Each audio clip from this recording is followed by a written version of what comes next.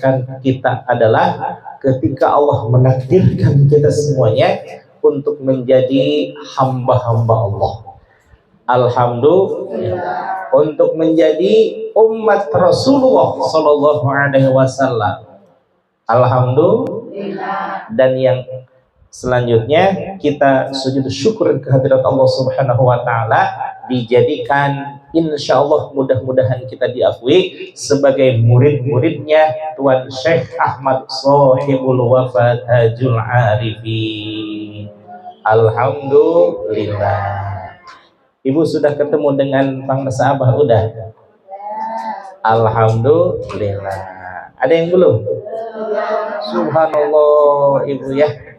Nah, Ibu ada satu cerita nih di Ikhwan Bali ketika saya hadir di pelatihan Cisarua. Ada Ikhwan Bali kata Ikhwan itu, saya udah lama mendengar nama Abah Anom, saya udah lama mendengar pesantren Suryalaya katanya, tapi saya sedikit pun tidak tertarik untuk menjadi muridnya beliau. Tapi setelah beliau meninggal, subhanallah, kenapa ada tarikan kuat? Saya ingin mengetahui lebih dalam pesantren Suryalaya dan saya ingin mengetahui Thariqah Qadiriyah wa Naqsyabandiyah. Ternyata setelah dekat dan setelah mengetahui, saya makin cinta dengan zikir la ilaha illallah. Subhanallah Ibu ya. Subhanallah. Bahkan banyak cerita yang asalnya benci sekalipun, setelah mengetahui akan sifat-sifat dan akhlak dari Tuan Syekh Ahmad Shahibul Wafa Tajul Arifin, betapa hati itu luluh katanya. Coba aja dalam rangkaian mutiara nomor kelima apa Ibu? Halo. lihat dulu.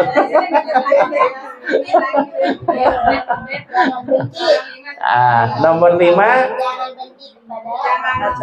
jangan membenci, sayangilah orang yang membenci kepadamu. Subhanallah Ibu ya. Kalau nomor pertama insya Allah bisa lah ya, jangan membenci ulama yang sejaman. Insya Allah kita tidak benci ya, apalagi kepada zuriyah Rasulullah Sallallahu Alaihi Wasallam. Betapa kita sangat cinta kepada beliau-beliau semua, betul? Walaupun ada yang begini-begini begonoh-begonoh, itu mah sakaratmu dewek lah. Yang penting kita tetap cinta kepada zuriyah Rasulullah Sallallahu Alaihi Wasallam. Yang kedua, ulah nyalahkan pengajaran, jangan menyalahkan pengajaran orang lain. Apalagi sekarang kita musim mendekati Idul Kurban ya. Kan fikih itu ada berapa mazhab? Ada 4 secara mu'tabaroh, secara diakui bersama. Sebenarnya banyak Ibu. Di dalam mazhab itu kata guru saya ada 150. Saking banyaknya ya. Pada Imam Syafi'i. Nah, menurut Imam Syafi'i begini, ada pemahaman dari Imam Hambali, ada pemahaman dari Imam Maliki, ada pemahaman dari Imam Maliki, Imam Hanafi dan lain sebagainya. Kita mah tetap istiqomah, apa yang digariskan oleh Imam Syafi'i itulah yang kita ikuti, betul? Jangankan untuk masalah kurban Ibu lihat di pada KBIH ya, yang menyelenggarakan umroh. Nah, diantaranya banyak ya yang sudah haji dan sudah umroh. Di antaranya bahwa pembimbing umroh itu menyatakan, ibu-ibu hadirin jamaah sekalian, di sana itu banyak mazhab. Kita bercampur antara seluruh pemahaman dan kemungkinan besar bergesekan nggak antara kita dengan lain jenis? Bergesekan. Maka salah satu dari nasihat pembimbing umroh itu apa? Intikal untuk sementara berpindah mazhab dari Imam Syafi'i, yang kalau Imam Syafi'i ketika kita punya wudhu bersentuhan kulit, baik suami, baik tetangga, apalagi tetangga gitu ya. Maupun yang ada hasrat, yang tidak hasrat tetap itu membatalkan. Kalau Imam Maliki tidak batal. Imam Maliki tiba-tiba ibu bersentuhan sama orang Afrika, batal tidak? Untuk sementara ketika di Indonesia memegang mazhab Imam Syafi'i batal. Tapi ketika di Arab karena sudah niat untuk intikal sementara, maka itu tidak batal. Atau kebayang ibu ya, baru juga melangkah, batal lagi, wudhu lagi. Kapan selesai tawafnya itu? Nah, namun yang hebatnya, saya baru pertama kali mendengar ulama yang menyatakan tetap istiqomah berpegang kepada mazhab Imam Syafi'i. Jangankan untuk ibadah-ibadah yang lainnya, untuk ibadah haji sekalipun yang itu memungkinkan bercampurnya antara laki dan perempuan. Nah, itu kebanyakan para ulama, bukan kebanyakan, mungkin semuanya ya, semuanya ulama itu menyatakan intikal, berpindah mazhab untuk sementara waktu karena menghindari kemadharatan. Betul ya? Kalau Syekh Ahmad Sohibul Wafatajul Arifin yang kita kenal dengan Pangarsa Abah Anom, ketika saya di Malaysia, ini suaminya Ibu Ustadzah juga di Malaysia ya, satu alumni kita berarti bukan Ibu ya. Cuma saya di Kedah di Tuan Guru Zuki, Wakil Talqin Pangarsa Abah Anom. Ketika saya pertama kali melaksanakan ibadah haji, satu pesan dari Pangarsa Abah katanya, apa itu? Zuki katanya, malum kepada muridnya nggak apa-apa ya. Zuki katanya, pertahankan ya madhab Syafi'i. Tuan Guru Zuki, iya aja kepada Pangarsa Abah dari awal sampai akhir, iya. Badan dalam fikirnya berkecamuk. Bagaimana saya berpegang pada madhab Imam Syafi'i? Wudunya kan batal katanya. Tapi subhanallah, inilah barokah dari keriduan seorang guru. Ketika Syekh Mursyid mengamanahkan untuk berpegang kepada mazhab Imam Syafi'i, Tuan Guru Zuki asalnya bingung, bercampur, khawatir. Jangan-jangan saya tidak bisa menjaga amanah Tuan Guru nih, Tuan Guru Mursyid. Ternyata subhanallah, ketika sudah melangkahkan kaki di Mekah dan Madinah, itu yang tadinya orang-orang terlihat rapat begini, laki dan perempuan, tapi di hadapan saya seolah-olah ada satir, ada longgar, ada yang menghalangi, sehingga mohon maaf ya, jarak 1 meter gimana? 1, 2, 1 gitu ya, 1 meter. Ketika saya melangkah ke sini, bergeser itu yang lowongnya. Bergeser, subhanallah, sampai saya mencium Hajarul Aswad. Orang-orang lain berdesakan, bahkan ada yang tidak mendapatkan mencium Hajarul Aswad. Saya mah dengan mudahnya itu mencium Hajarul Aswad, sampai saya puas, sampai saya ke Raudhah, orang-orang berdesakan, bahkan ada yang tidak mendapatkan area di Raudhah. Saya dengan mudahnya sujud syukur di Raudhah itu sendiri. Subhanallah, ini adalah berkah dari doa seorang mursyid. Padahal Pangarsa Abah hanya mengamanahkan ya, tapi ternyata itu jadi sebuah doa. Nah, maka ibu hadirin jamaah sekalian, hati-hati ketika berada di Suryalaya, hati-hati ketika mendengar dan mengucapkan nama Pangarsa Abah Anom, hati-hati ketika sedang mengamalkan Thariqah Qadiriyah wa Naqsyabandiyah. Saya sama istri juga sedang selalu berhati-hati dulu ketika awal-awal pernikahan. Tidak terasa kok banyak ucapan-ucapan yang seolah-olah jadi nyata gitu ya. Saya ini begitu itu dalam hal ibadah, dalam hal pekerjaan, dalam hal kehidupan. Ternyata subhanallah, ketika seseorang hatinya berzikir, itu connected to Allah, berhubungan dengan Allah. Dan berhubungannya kita dengan Allah itu bukan karena kita berhubungan dengan Allah, tapi dihubungkan oleh guru kita. Siapa guru kita? Syekh Ahmad Sohibul Wafatajul Arifin, atau yang dikenal dengan Pangarsa Abah Anom. Subhanallah ibu ya, Pangarsa Abah Anom, betapa sangat tawadhunya ibu. Bagaimana ketawaduan beliau?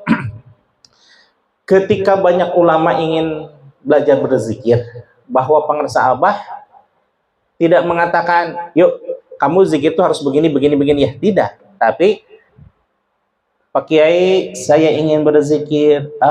Abah juga aku sedang belajar. Tapi kalau mau sama-sama belajar, yuk kita bareng-bareng. Subhanallah. Itu ketawaduan enggak? Sangat tawadhu, Ibu. Tidak merasa bahwa beliau seorang mursyid, tidak merasa bahwa beliau ahli zikir, tidak merasa bahwa beliau seorang panutan yang dimintai bimbingan oleh seorang murid. Kalau murid mah atau wajar ya meminta bimbingan, duduk di bawah dengan mengharapkan bimbingan. Tapi pengersa Abah menyebut kita itu bukan murid, tapi apa? Apa coba?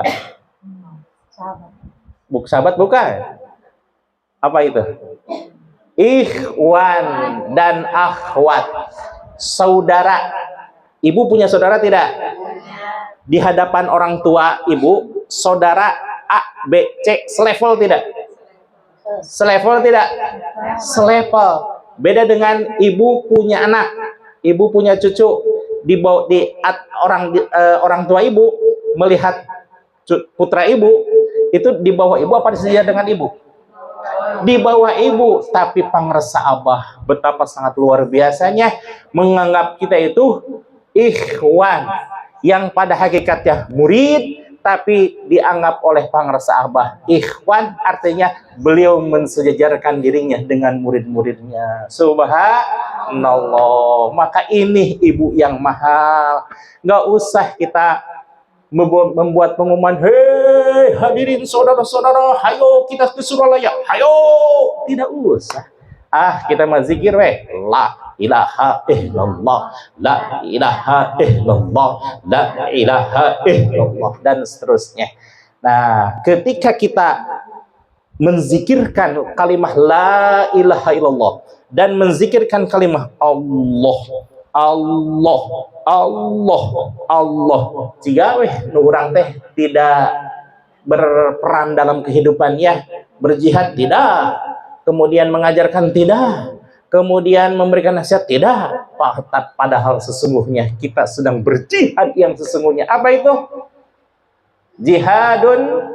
Jihadun nafsi. Suatu saat Rasulullah SAW pernah pulang dari peperangan Badar, perang yang pada saat itu adalah perang yang paling dahsyat, perang yang paling besar, perang yang paling banyak memakan korban, dan baik di kaum muslimin maupun kaum kafirin. Tapi peperangan yang sedemikian besarnya, kata Rasulullah, raja'na min jihadil asghar. Hei para sahabat, kita sekalian sudah berpulang dari pertempuran kecil ila jihadil akbar, menuju peperangan yang paling besar. Apa itu? Ketika Rasulullah menyatakan itu, heranlah para sahabat. Rasul, wahai Rasul, bukankah ini adalah peperangan yang dahsyat, wahai Rasul? Bukankah ini yang peperangan yang paling hebat, yang paling besar? Kenapa engkau menyatakan bahwa ini peperangan yang kecil? Kata Rasul, jihadul akbar jihadun nafsi. Jihad yang paling besar adalah jihad melawan hawa nafsu. Coba ibu, ketika peperangan, mungkin wallahu alam ya, ada mungkin sebagian orang-orang yang berperang bukan karena Allah, tapi hanya ingin merebut kemerdekaan, hanya ingin disebut, wah si itu mah hebat amat, berani amat, hanya ingin mendapatkan pujian. Tapi wallahu a'lam lillahi ta'alanya. Tapi kalau jihadun nafsi, sudah pasti itu adalah peperangan yang melibatkan Allah. Kalau peperangan jihadun nafsi dianggap oleh Rasulullah SAW perang yang maha akbar, maka sudah pasti kita memerlukan strategi, betul? Memerlukan senjata, betul? Memerlukan biaya, betul? Nah, apa itu senjatanya? La ilaha illallah. Perlu nggak biayanya? Perlu. Memangnya dari sini ke Tasikmalaya tidak perlu biaya? Perlu. Bus ada aja 250.000 ya. Tapi itu dalam rangka jihad, dalam rangka memperbanyak perbendaharaan strategi kita. Bagaimana strateginya? Strateginya ketika kita mendengar ceramah dari para mubalik, mendengarkan arahan-arahan dari wakil talqin, dan mendapatkan limpahan barokah dari ziarah kepada Syekh Mursyid. Kata siapa datang berziarah kepada Syekh Mursyid tidak mendapatkan apa-apa? Justru itu yang paling utama. Kenapa? Menyambungkan ruhaniyah kita dengan guru mursyid. Adapun ceramah para mubalik, mohon maaf, itu mah penting, juga penting, tapi sekedar tambahan. Betul? Bimbingan dari para wakil talqin itu juga tambahan. Yang utamanya adalah limpahan barokah dan karomah ketika kita sedang berziarah. Maka ibu hati-hati ketika sedang berziarah, di situ banyak para waliullah. Yakin tidak?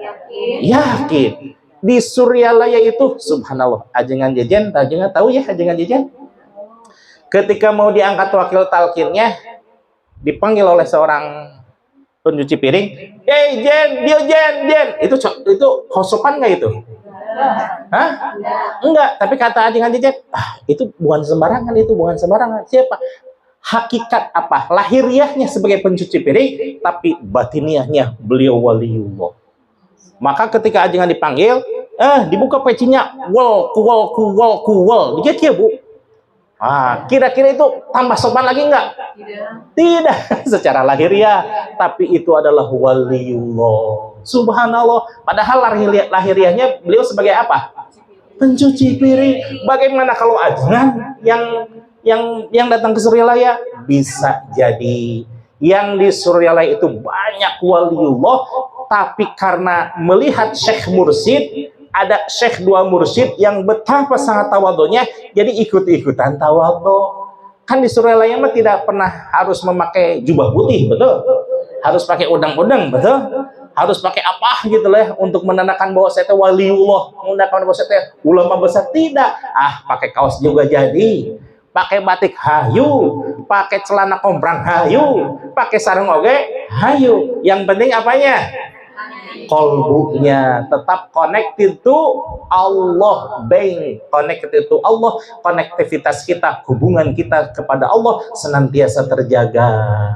Apalagi ketika sedang manakib.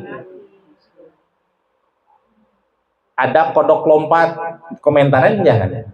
Ayo kodok lompat. Itu kan manakib itu deh. Ada hayam kongkorok, masya Allah itu hayam kongkorok meni halus tuh.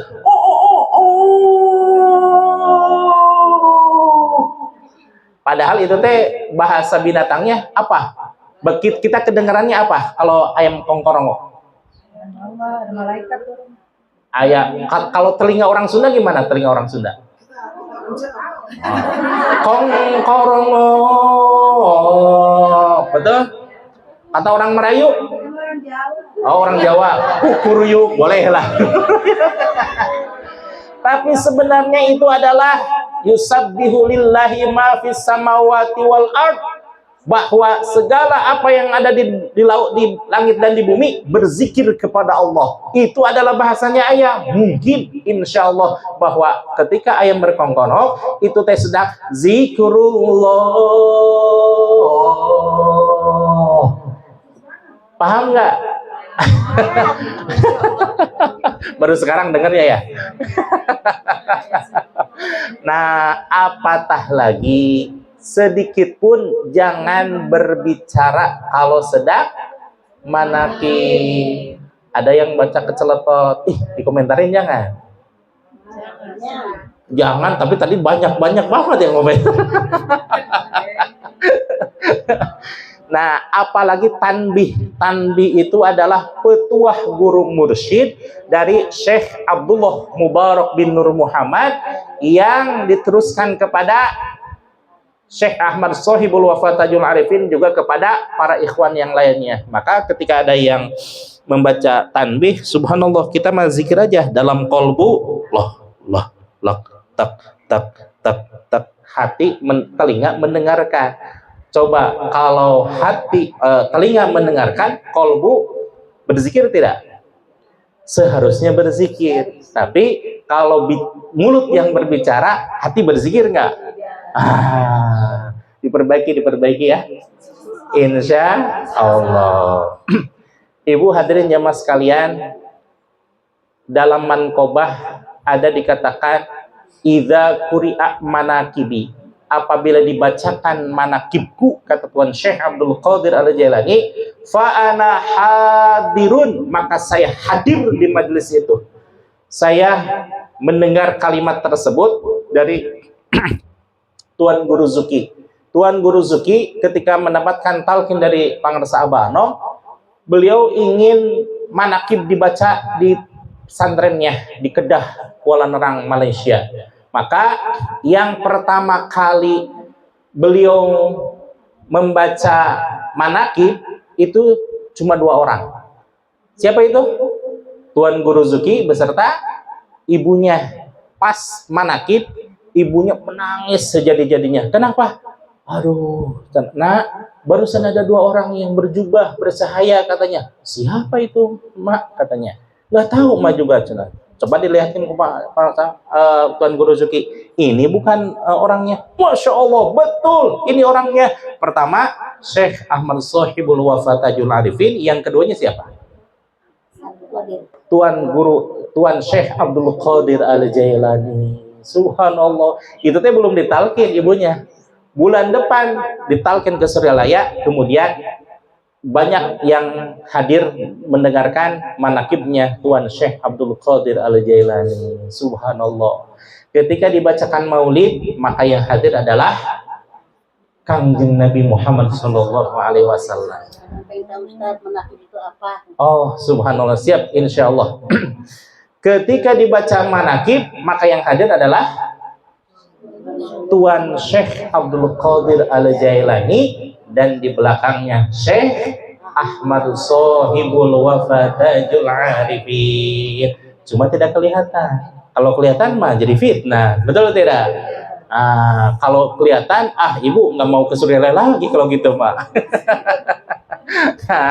Insya Allah dengan kekuatan iman kita, insya Allah mudah-mudahan kita selamanya disamakan atau disatukan dengan orang-orang yang mencintai waliullah, orang-orang yang mencintai para nabi, orang-orang yang mencintai Rasulullah Shallallahu Alaihi Wasallam dan para rasul, sehingga rahmat dan berkah dari Allah diterima pula oleh kita. Alhamdulillah. Bapak Ibu hadirin jamaah sekalian, bapaknya cuma ada saya satu ya.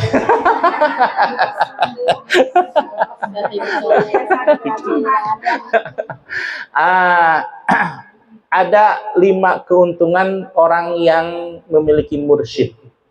Berapa? 5 keuntungan. Pertama,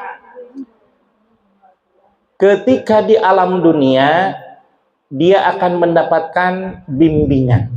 Subhanallah. Tadi kita sudah sedikitnya mengetahui tentang karakter dari Pangarsa Abah, betapa beliau sangat tawadhu. Ini adalah terjemahan dari sifat Nabi Muhammad SAW.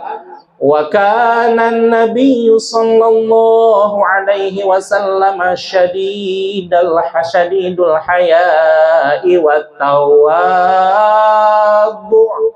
Betapa Nabi Muhammad SAW itu sangat pemalu dan juga sangat tawadhu. Masya Allah. Ini diterjemahkan oleh Pangarsa Abah bahwa Pangarsa Abah pun bersikap tawadhu dan sangat malu apabila tidak dalam keadaan membimbing murid-muridnya. Subhanallah. Jadi senantiasa membimbing Pangarsa Abah, ya. Nah, kalau Pangarsa Abah sudah jelas terbimbing oleh murid-murid sebelumnya. Lah kalau kita, siapa yang membimbing kita? Kalau bukan karena hidayah dari Allah untuk mendapatkan bimbingan dari mursyid, maka mustahil didapat. Maka kita selaku murid, selaku ikhwan, maka kita harus senantiasa mendekatkan diri kepada orang-orang yang dicintai Allah. Salah satunya yaitu pangersa Aba insya Allah.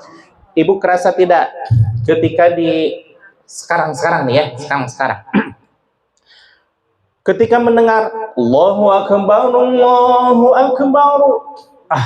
betapa Allah sudah memanggil. Kerasa tidak? Kalau dulu perasaan saya dulu itu ketika saya masih kecil, ketika saya masih main-main sama teman-teman, adan main. Tapi alhamdulillah setelah mendapatkan talqin zikir, betapa itu adalah panggilan Allah, bukan panggilan adan. Keluarga saya mengartikan, putra saya aja ya yang usia 3 tahun, Allah sudah memanggil. Allah sudah memanggil. Dan memang itu hakikatnya adalah panggilan Allah. Walaupun yang adzan Mang Junaid, walaupun Kisarta, tetap aja itu adalah hakikatnya panggilan Allah. Nah, ibu, suami ibu, atau anak laki-laki ibu, kalau terdengar suara adzan, suka pergi ke masjid apa meneruskan permainannya? Alhamdulillah. Di sini mah nggak ada ya. Nggak ada. Kalau pun ada nanti dikasih rungat, dikasih tiung aja ya. Insya Allah ya, mudah-mudahan kita semakin solehah dan suami-suami kita dan juga putra-putra kita menjadi sangat soleh. Amin ya Allah ya Rabbal Alamin. Yang kedua, bahwa bimbingan dari mursyid di alam yang selanjutnya adalah ketika kita menghadapi sakaratul maut. Subhanallah, ibu, sakaratul maut itu bukan perkara yang enteng-enteng, bukan. Kenapa? Kalau diibaratkan, para ulama menyatakan bahwa sakitnya sakaratul maut itu lebih dahsyat ketimbang bacokan 400 pedang. Allahu Akbar. 1 kali pedang aja mungkin kita sudah kelengar ya, apalagi 400 pedang. Kemudian hausnya, Masya Allah, seperti kita seumur hidup belum pernah minum katanya, saking haus-hausnya. Dan panasnya bagaimana? Seperti matahari ada di, kalau itu mah 7 ya di alam padang mahsyar, ini mah seperti 14 katanya. Allahu Akbar, saking panas-panasnya. Maka di situ sebenarnya kesempatan terakhir setan untuk menggoda kita, untuk memisahkan kita dari keimanan, untuk memisahkan kita dari orang-orang yang dicintai oleh Allah Subhanahu wa Ta'ala. Kenapa? Karena setan sangat benci ada orang yang berbuat kebaikan. Orang ke masjid, siapa yang benci? Setan. Orang baca Quran? Setan. Kalau masih hidup, masih lama, aja lah, masih kata setan teh, besok-besok digoda sama saya, jengklang katanya. Tapi ini yang pas terakhir, pada sakaratul maut, subhanallah, setan 300 setan dengan bala tentaranya berkumpul di sekitar orang yang sakaratul maut, menyerupai orang-orang yang dicintainya, menyerupai ibunya, menyerupai putranya, menyerupai bapaknya, menyerupai ayahnya, menyerupai kakeknya dan lain sebagainya. Maksudnya buat apa? Biar dia meninggal dalam keadaan su'ul khatimah, tidak membawa keimanan. Ibu pernah dengar Syekh Al-Barsiso, ulama besar yang kalaupun ngaji nggak kayak gini, ibu. Ini mah tuh masih semua orang juga bisa melaksanakan. Kenapa? Kalau Syekh Barsiso dengan 10.000 santrinya ketika ngaji berada di awang-awang, saking hebat ilmunya, tapi dia tergoda. Salah satu asbabnya dia tidak memiliki pembimbing mursyid. Bagaimana godaannya? Banyaklah kisahnya. Ketika suatu saat ada seseorang yang menangis terseduh-seduh. Menangis terseduh-seduh tersebut, ini enak banget ini ibadahnya. Pas ditanyakan, wahai Kisanak, kenapa engkau menangis terseduh? Aku ingat dosa kepada Allah, katanya. Wih, enak betul engkau bertobat kepada Allah dengan nikmat sekali. Bagaimana supaya aku bisa bertobat senikmat itu? Kamu tidak akan sanggup, katanya. Ini si setan menyepelekan keberanian Syekh Barsiso. Kamu tidak akan sanggup, katanya. Dosa saya kepada Allah betapa sangat besar. Apa coba dosa yang sebenarnya sih malu saya untuk mengucapkannya. Apa itu? Kalau tidak engkau bunuhlah seseorang. Kalau membunuh mah itu pekerjaan yang dosa besar atau bagaimana kalau berzina? Itu juga dosa besar. Nggak mau saya. Gimana? Ada ringan nih. Apa itu ringan? Mabok katanya. Mabok. Tapi kalau itu dosa besar ya, dosa besar. Tapi kalau ketika engkau tobat akan ringan katanya. Mulailah tergoda lah. Tuh di warung sono di pojokan jalan ada warung yang menjual miras. Ke sono katanya. Miras Santika.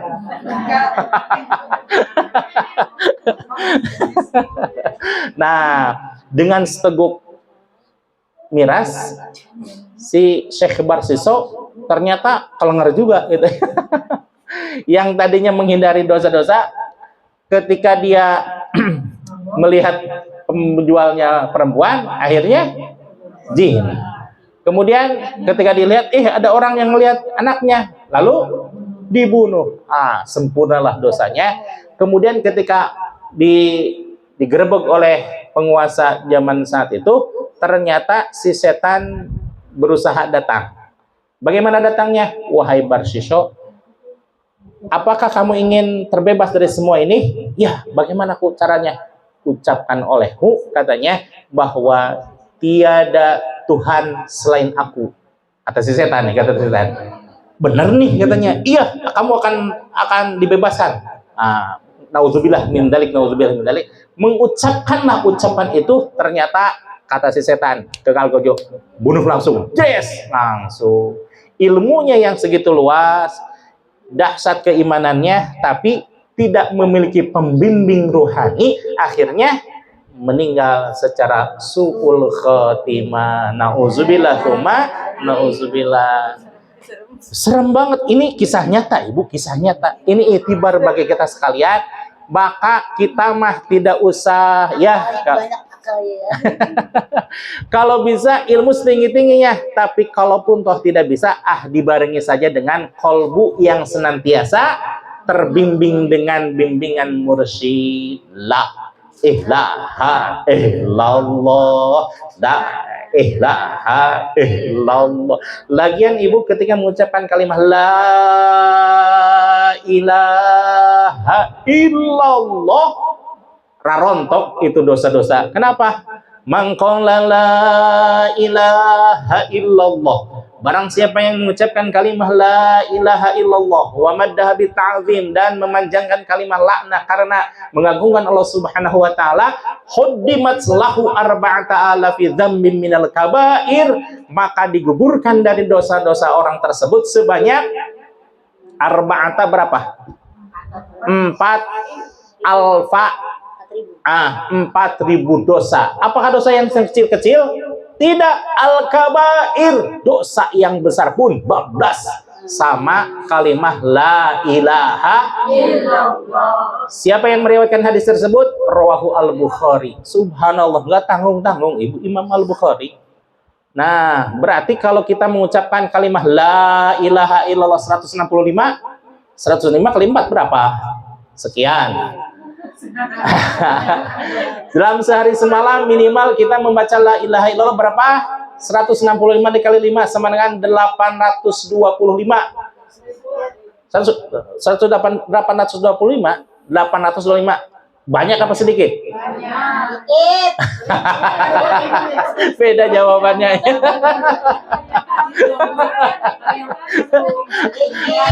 Kalau yang permula mah itu teh merasa banyak katanya. Tapi kalau sudah terbiasa, kok dikit amat katanya. Insya Allah dengan mengucapkan kalimat la ilaha illallah tersebut sama halnya kita dengan beristighfar. Alhamdulillah, subhanallah Ibu. Dan kita berzikir itu bukan hanya semata-mata zikir aja, tapi dibimbing oleh mursyid kita. Ketika Ibu masak, dalam qalbu kita nyebutnya apa? Allah, Allah, Allah. Ketika kita sedang taklim, telinga mendengar, tapi qalbu kita Allah, Allah. Bagaimana ketika kita ngerumpi? Zikir juga la ilaha Allah, Allah, Allah. Lama-lama nggak ada faedahnya ini ngerumpi ini. Nah, insya Allah. Jadi kita semakin hari semakin menuju kebaikan. Nah, itu bimbingannya itu ya.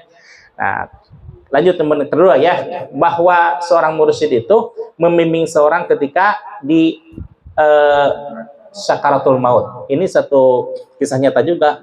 Ada seorang ikhwan yang subhanallah ketika mau meninggal, beliau subhanallah dijemput oleh dua yang berjubah.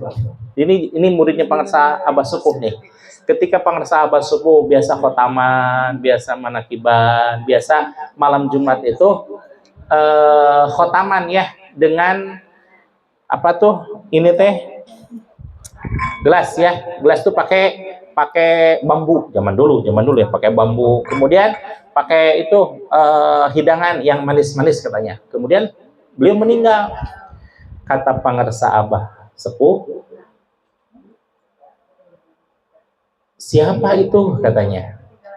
Bah, kata itunya istrinya, bah tadi si bapak lah katanya. Si bapak berbicara, katanya itu ada yang ngejemput katanya. Siapa itu ya? Belum sempat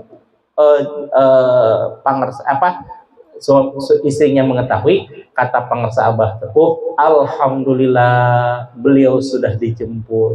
Dijemput oleh siapa, Bah? Itulah Tuan Syekh Abdul Qadir Al-Jailani. Masya Allah, luar biasa ya. Masya Allah. Kalau di muridnya Pangersa Abah Anom, nah ada ikhwan yang memberitakan ketika suaminya meninggal, bagaimana katanya? Suaminya bilang begini katanya, untung sudah ketemu Abah Anom, untung sudah ketemu Abah Anom. Siapa itu? Ketika sakaratul maut dijemput oleh mursyidnya. Alhamdulillah. Mahal ibu ini, mahal, dan ini hanya bisa dijawabkan oleh orang-orang yang sudah bermursyid. Nah, kira-kira mohon maaf, ini pengakuan Bu Ustadzah. Bu Ustadzah memiliki mursyid berat apa berat banget? Apa ringan?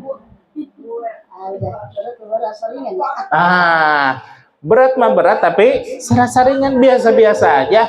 Jajan-jajan ya, makan-makan, beli baju ya. Tidak suka bermursyid, jangan beli makanan yang mewah-mewah, jangan berpakaian yang mewah-mewah. Tidak ibu ya, biasa-biasa aja gitu ya. Nah, alhamdulillah.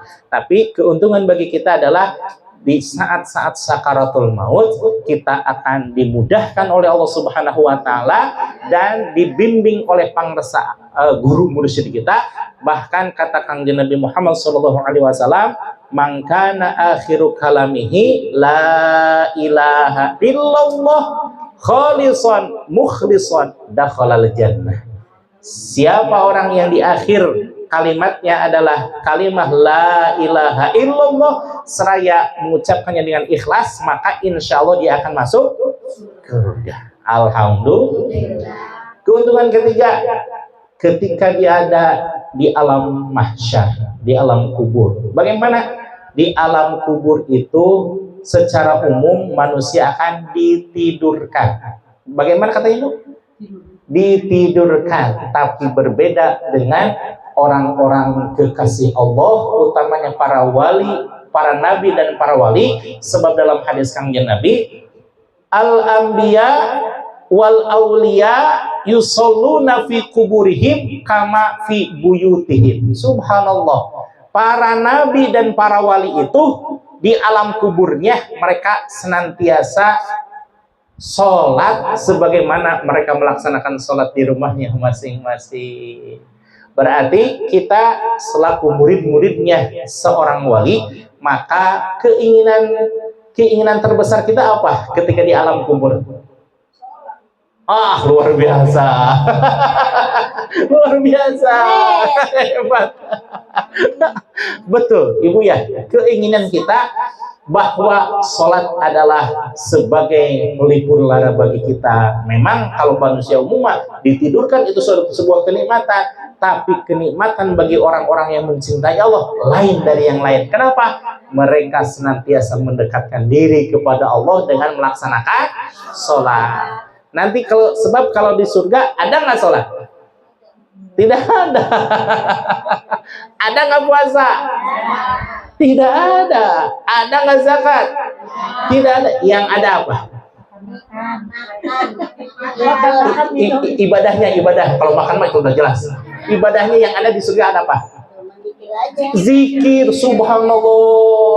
Zikir, ibu. Salat sudah tidak perlu, zakat sudah tidak perlu, ibadah haji sudah tidak perlu. Yang penting yang ada hanyalah zikir, subhanallah, alhamdulillah, Allahu akbar, la ilaha illallah. Maka sebelum kita menjadi ahlul la ilaha illallah di akhirat nanti, mudah-mudahan kita menjadi ahlul la ilaha illallah di dunia ini, insya Allah. Kemudian di padang mahsyar, ketika kita mendapatkan sebuah keuntungan bagi orang-orang yang mendapatkan guru mursyid, maka disitulah orang-orang akan berebut syafaat. Kenapa? Datang kepada Nabi Adam, Nabi Adam juga punya dosa.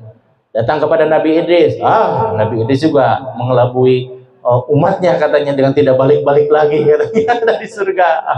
Dan seluruh nabi-nabi sampai Nabi Isa tidak ada yang sanggup memberikan syafaat karena ingat dosa-dosanya. Barulah orang-orang mendatangi Nabi Muhammad SAW, bring sadaya Nabi,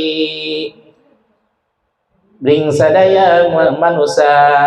Datanglah ke Nabi Adam teh ngadawu, aduh karunya teuing, boro-boro nyafaatan kuring oge gaduh syafaat.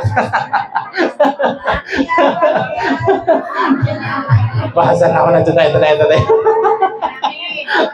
Artinya seluruh manusia mendatangi Nabi Adam, tapi tidak ada Nabi Adam sampai Nabi Isa memberikan syafaat. Barulah ketika kepada Nabi Muhammad SAW memberikan syafaatul uzma. Tapi manusia yang datang kepada Nabi Muhammad miliaran apa cuma 10 orang?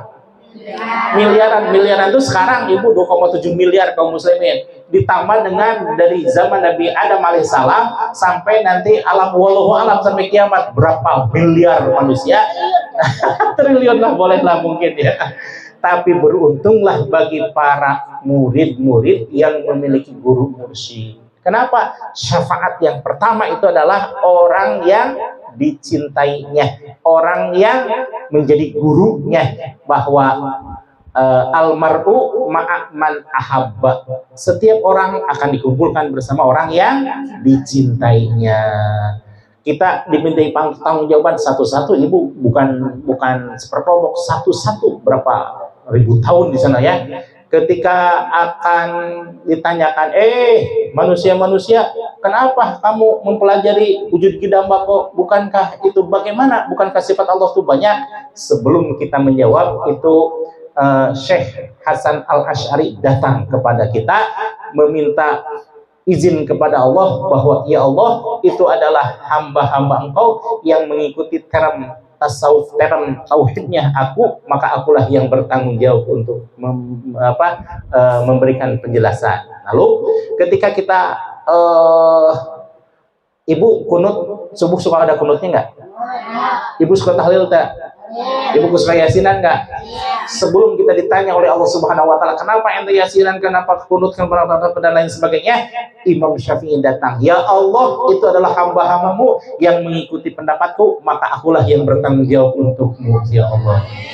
Lalu ketika kita berikan la ilaha illallah, la ilaha illallah dan lain sebagainya, nah wahai Allah, kata seseorang, bahwa itu adalah hamba-hambamu yang berzikir dengan metode Thariqah Qadiriyah dan Naqsyabandiyah, maka akulah yang bertanggung jawab terhadap orang tersebut. Siapa itu kira-kira?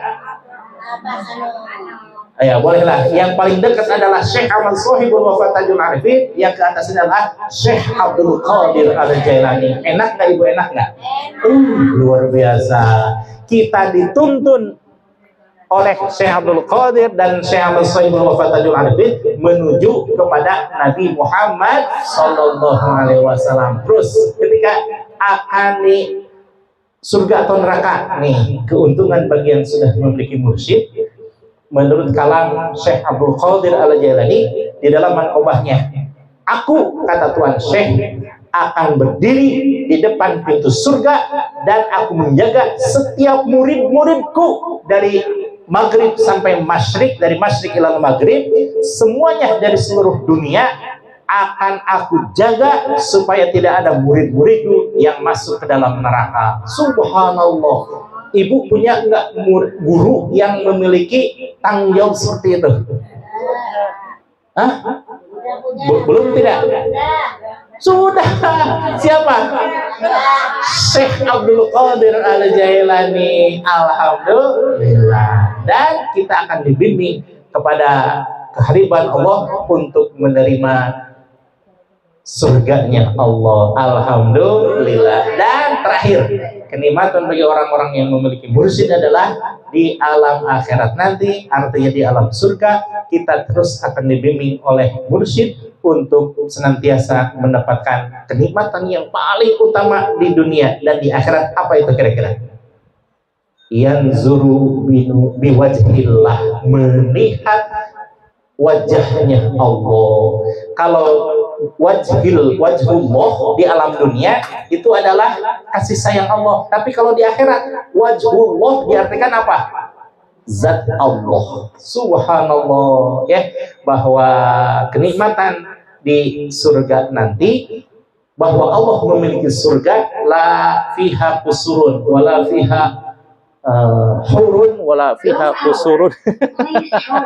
Tidak ada surga, tidak ada, Allah memiliki surga yang tidak ada bidadari, tidak ada bangunan, tidak ada asalun, tidak ada susu, tidak ada madu dan lain sebagainya. Yang ada cuma satu, apa?